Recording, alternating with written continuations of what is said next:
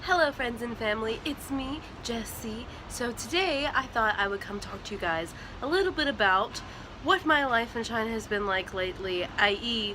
have I been studying, what have I been studying, and what am I studying for? So this is less of a walk around video, more of me just talking to you from my balcony that is a cage. If you could see, with all of my laundry hanging. I don't know if you can see, it's a wonderful view, but the sun is too bright for you to see. But I am on my balcony right now, and it is beautiful outside, and the mountains look wonderful, and I'm about to go to Metro to buy some cheese. But anyway, what I'm here to talk to you guys today about is taking graduate school entry exams or graduate school requisite exams, or the GRE, as they would tell you in the US, or maybe studying Chinese or studying a different language or doing school, because I know a few friends who are getting their masters online while also teaching here. So I guess the big question is, with a private teaching school job, do you have time to study or to learn Chinese or to study to take the GRE or whatever it may be? Sorry. There's construction going on nearby. Sorry about that. It might happen a couple of times because they're building what looks to be a water treatment plant outside of my apartment complex.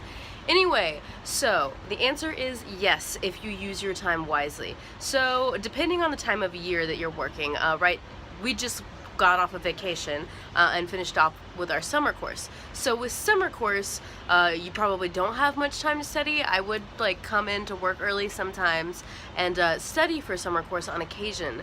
But when you're working morning hours and also your average work hours, so basically you come in at 8 a.m. and you leave at 11, and then you come back and do a 4 to 8 and then do your weekend schedule as well. So you're working a lot of hours and you're pretty tired, and sometimes working 6 days a week. So during that period of time it's more difficult to study, but during a normal work schedule, so when you're just coming in on your normal work hours, you have quite a bit of spare time, because since on the weekdays, so on Wednesday, Thursday, Friday, we don't start work until 2 o'clock on Fridays and 4 o'clock on Wednesdays and Thursdays. That means that you can just wake up early and study, or stay up late and study, whichever your prerogative is. Or like me, sometimes during my lunch break, I'll just crack open my books and study during lunchtime. If I want to study Chinese, one thing that you can do, or I guess I can do as well, but if you want to study Chinese rather, one thing that you can do is do a language exchange. So a language exchange is basically where you do your studying on the side, and then you meet up with somebody, a Chinese person, and you teach them some English and they teach you some Chinese. So language exchanges are a good way to give it a shot without investing a ton of time into Chinese learning. Or if you're studying for something like the HSK, you have more than enough time if you just set aside 30 minutes to an hour every day of studying Chinese. So more specifically, I am currently studying for the GRE, or the graduate requisite exams, to get my master's. So after I finish my time in China, which I'll be coming back March 7th of 2019, I will be going to grad school, which will be wonderful.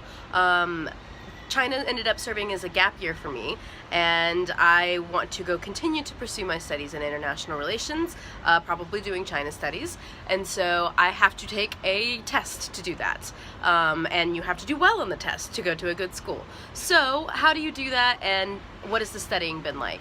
So what you do to take it in China, I'm going to Hong Kong to take it, but you can take it at any test-taking center in China. So there's test-taking centers at Peking University, or in Shenzhen, or Guangzhou, or Shanghai.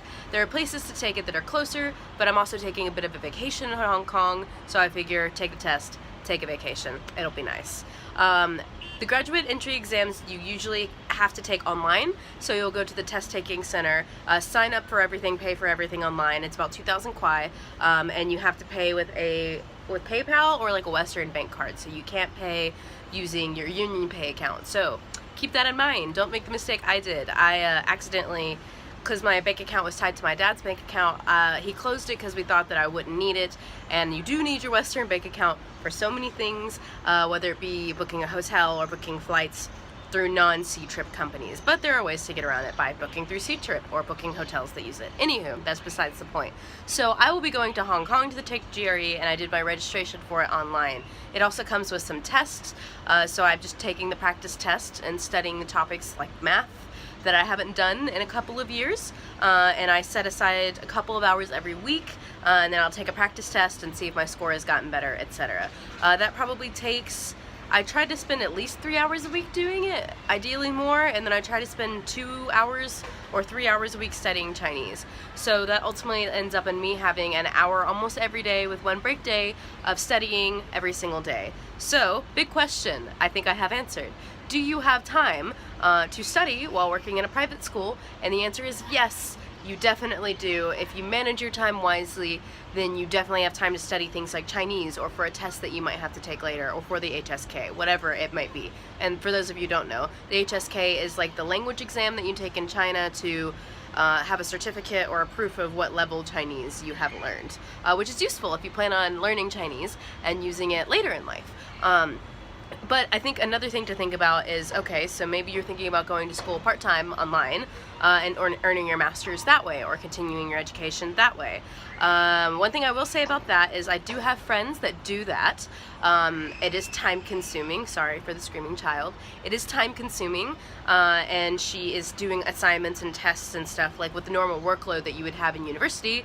All of you have been through university at this point, I hope. I mean, to come to China, you have to have a bachelor's, so you know what the workload is probably going to be like, and you'll have to manage your time accordingly and take the number of hours that best suit the amount of time that you have. However, if you are submitting things to something that is blocked by the Great Firewall, that can pose some difficulties. So you would have to have a VPN probably to do your assignments, or if your university's online program submissions are blocked by the firewall, you'll have to figure out a way to submit them to your professors, communicate about what's going on, and what the easiest way to do it for you is without making a bad grade, because as we all know, grades are important and you want to do well.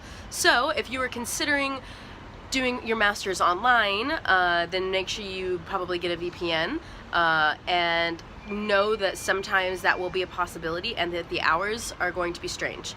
So whereas you might spend, like me, 7 hours a week studying other things, like for my GRE or for studying Chinese, you might end up spending 10 to 12 hours a week, depending on your commitment and your workload or whatever your major might be. So keep that in mind when you decide to pay and take on the extra responsibility of continuing your education. There are other things that you can do that are sort of outside of work. So for example, I know that my company provides a stipend for people who want to continue pursuing ESL related education.